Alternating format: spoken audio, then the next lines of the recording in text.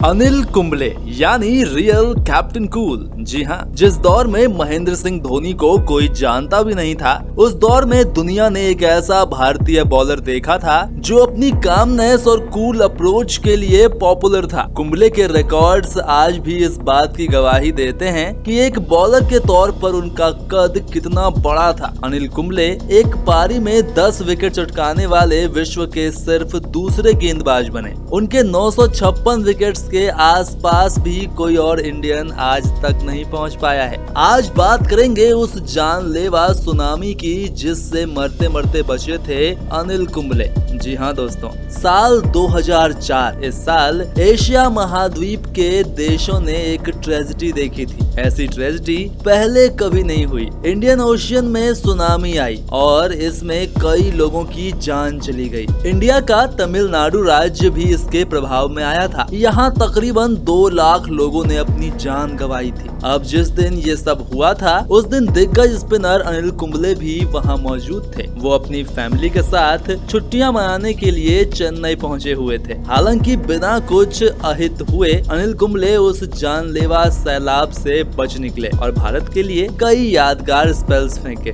इस घटना को बताते हुए कुंबले कहते हैं कि हम चेन्नई में फिशरमैन कोव में रह रहे थे। वहाँ पर मैं, मेरी बीवी और हमारा बच्चा था। मेरा बेटा तकरीबन 10 महीने का था और हमने हवा में ट्रेवल किया था। हम गाड़ी से नहीं जाना चाहते थे क्योंकि इसमें 6 घंटे लगते और हम नहीं चाहते थे कि मेरा बेटा इतना लंबा सफर करे। हमने छुट्टियों में मजे किए और जिस दिन सुनामी आई हम वहाँ से निकल रहे थे। हम वहाँ से जल्दी निकल रहे थे क्योंकि मुझे लगता है कि हमारी फ्लाइट 11:30 बजे की थी। तो हम होटल से 9:30 के करीब निकले। मेरी पत्नी उस रात बहुत बेचैनी से जागती रही। वो मुझे ये कहकर उठाती रही कि देखो टाइम क्या हुआ है, मैं सही महसूस नहीं कर रही हूँ, मुझे बेचैनी हो रही है। तो हम जल्दी उठ गए। हमने समुद्र को देखते हुए कॉफी पी।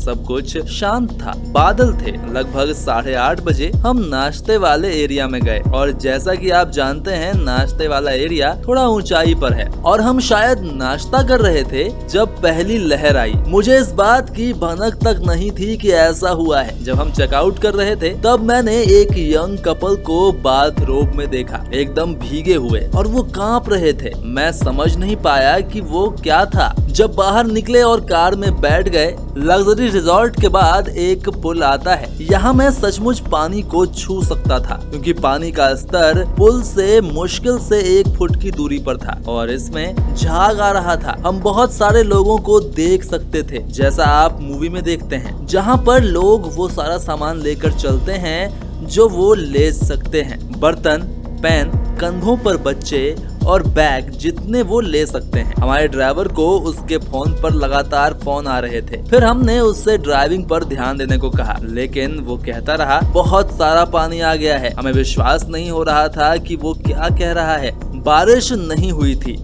हमने सुनामी के बारे में नहीं सुना था। हमें नहीं पता था कि क्या हो रहा है। जब मैं बेंगलोर वापस आया और फिर टेलीविजन चालू किया तब मुझे महसूस हुआ कि सुनामी आ गई है। इसलिए हम पूरी तरह से अनजान थे कि क्या हुआ था। 2004 में आई इस भयंकर सुनामी से तमिलनाडु के कई हजार लोगों की जान गई थी, लेकिन हमारे दिग्गज अनिल कुंबले वहाँ से बाल बाल बचकर आ गए। तो दोस्तों, ये थी कहानी एक लेजेंड की जिसने मौत को भी मात दे दी।